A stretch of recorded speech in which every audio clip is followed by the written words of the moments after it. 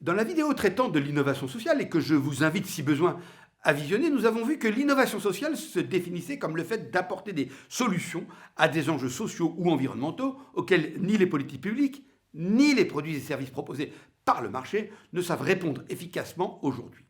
Eh bien, il s'avère que l'innovation sociale se place au cœur de la démarche de l'entrepreneur social. En effet, la vocation première et affirmée d'une entreprise sociale est de répondre à un besoin criant au sein de la société en mettant l'efficacité économique au service de cet objectif social. L'entrepreneuriat social est un concept directement importé des États-Unis. Toutefois, c'est le terme social business qui apparaît le premier dans un ouvrage de Howard Bowen en 1953, Social Responsibilities of the Businessman. Puis Bill Drayton crée au début des années 80 l'association Ashoka, réseau d'entrepreneurs au service du bien commun pour changer le monde. Le concept d'entrepreneur social est né. Le terme de social business est ensuite repris par Mohamed Younous, prix Nobel de la paix en 2006 et pionnier du microcrédit au Bangladesh dès le milieu des années 90. Il popularise le concept en le définissant comme une démarche no loss, en français ni perte, no profit, en français ni dividende. La définition d'une entreprise sociale a fait l'objet de nombreux débats et c'est finalement la loi sur l'économie sociale et solidaire du 31 juillet 2014 qui a permis de donner un cadre légal en France à ce qui était vu comme les ovnis du monde de l'entreprise. Ainsi, quel que soit le statut juridique d'une entreprise, association, coopérative, société anonyme simplifiée, société à responsabilité limitée, celle-ci peut recevoir le label ESUS, entreprise solidaire d'utilité sociale, et donc être qualifiée et ou identifiée comme une entreprise sociale dès lors qu'elle remplit les 4 critères suivants. 1. L'entreprise affirme sa recherche d'utilité sociale dans sa mission. 2. Ses charges d'exploitation sont consacrées pour les 2/3 au moins à la recherche de l'utilité sociale, ou alors ses profits sont limités par cette recherche. 3. Sa politique de rémunération est encadrée. Et 4. Elle n'émet pas de titres de capital sur le marché. Mais alors très concrètement, quelles sont les différences entre une entreprise sociale, une entreprise socialement responsable, une entreprise à mission et une entreprise classique ? La frontière entre ces différents statuts peut très vite devenir floue, j'en suis bien conscient. Voici quelques éléments pour vous aider à y voir plus clair. D'abord, la caractéristique première d'une entreprise sociale, c'est la réponse à un besoin social ou environnemental, en mettant la finalité économique au service de cette finalité sociale ou environnementale que l'entreprise s'est assignée. Ainsi, si l'équilibre économique est une condition essentielle de la viabilité du projet, la plupart des bénéfices de l'entreprise sont réinvestis dans le projet qui sont le moyen pour elle de se développer et donc de défendre la cause qu'elle a choisi de défendre. A l'inverse, le principal objectif d'une entreprise classique est de générer de la valeur pour ses actionnaires.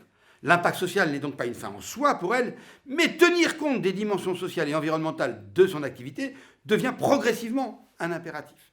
Ainsi, depuis la loi Pacte du 22 mai 2019, l'article 1833 du Code civil est modifié pour préciser qu'une société est, je cite, gérée dans son intérêt social en prenant en considération les enjeux sociaux et environnementaux de son activité. Une entreprise socialement responsable va elle aussi, en premier lieu, chercher à maximiser son profit pour rémunérer ses actionnaires et accroître la valeur de son actif. Mais elle prendra en compte un certain nombre d'enjeux sociétaux au travers de sa politique de RSE ou de responsabilité sociétale de l'entreprise. Une entreprise qui a une politique ambitieuse en matière sociale et ou environnementale pourrait être qualifiée de socialement responsable. L'obtention du label B Corp, une certification ISO 14000 ou la mise en œuvre d'une démarche ISO 26000 ou bien encore l'adhésion au Global Compact sont aujourd'hui autant de références pour attester de la réalité de l'engagement de l'entreprise. Enfin, la notion d'entreprise à mission est apparue en France avec la loi Pacte que je citais précédemment qui permet à une société d'inscrire dans ses statuts une raison d'être ou pour aller encore plus loin, article 1835 du Code civil, un ou plusieurs objectifs sociaux et environnementaux qu'elle s'engage à remplir dans le cadre de son activité à égalité avec la création de valeur pour ses actionnaires. Cette mission ne remet donc pas en cause le but lucratif de la société, mais cette mission encadre la lucrativité de l'entreprise. Par exemple, en juin 2020, Danone est devenue la première entreprise à mission cotée en bourse avec pour raison d'être, je cite, apporter la santé par l'alimentation au plus grand nombre. Si ces questions vous intéressent, je vous recommande la vidéo Entreprise à mission et label B Corp. Revenons à l'entrepreneur social. L'une de ses caractéristiques fortes, c'est d'être en capacité de faire converger des logiques très différentes portés par des acteurs d'univers très différents, à savoir le monde des affaires, le social, le politique, et de croiser toutes ces ressources pour atteindre l'objectif social qu'il s'est fixé. Une entreprise sociale peut intégrer cette dimension sociale dans ses activités de différentes manières, soit directement via son statut, on parlera de mutuelle, fondation, coopérative ou association, comme par exemple le groupe SOS ou Make Sense, soit via la nature des services et produits qu'elle offre à ses clients ou bénéficiaires, et c'est le cas par exemple d'Alenvie, une entreprise solidaire d'utilité sociale, ESUS, dont je parlais tout à l'heure, dont la mission est d'humaniser l'accompagnement des personnes âgées et valoriser le métier d'auxiliaire de vie. Elle peut être sociale, l'entreprise, via les salariés qu'elle emploie, les personnes handicapées dans les entreprises adaptées, les personnes très éloignées de l'emploi dans les entreprises d'insertion. À titre d'exemple, Marguerite est une entreprise d'insertion qui recrute et forme des personnes éloignées de l'emploi à des postes d'assistants polyvalents. Enfin, dernière façon de caractériser une entreprise sociale, ses clients ou ses utilisateurs, des personnes handicapées, des personnes âgées ou des chômeurs longue durée. Par exemple, la plateforme Entourage cherche à connecter les habitants, les associations et les personnes SDF sans domicile fixe pour apprendre à se connaître, échanger et mener ensemble des actions solidaires, le but étant de redonner une forme de réseau aux SDF, aux personnes SDF qui n'en ont plus. Pour parvenir à son objectif social, une entreprise sociale pourra adopter un modèle économique marchand, non marchand ou hybride, selon ce qui correspond le mieux à la nature de ses activités et à son statut. Le modèle non marchand repose principalement sur des subventions. C'est le cas par exemple de l'association Le Carillon, qui permet d'améliorer les conditions de vie des personnes à la rue et de recréer du lien social avec leurs concitoyens. Les subventions et donations, principalement, viennent soutenir le fonctionnement de l'association dont la portée est grande. Le modèle marchand, quant à lui, permet à l'entreprise sociale de fonctionner grâce à la vente, la commercialisation de biens ou de services, ce qui lui permet de dégager un profit qui sera réinvesti dans ses activités pour accroître ainsi son développement.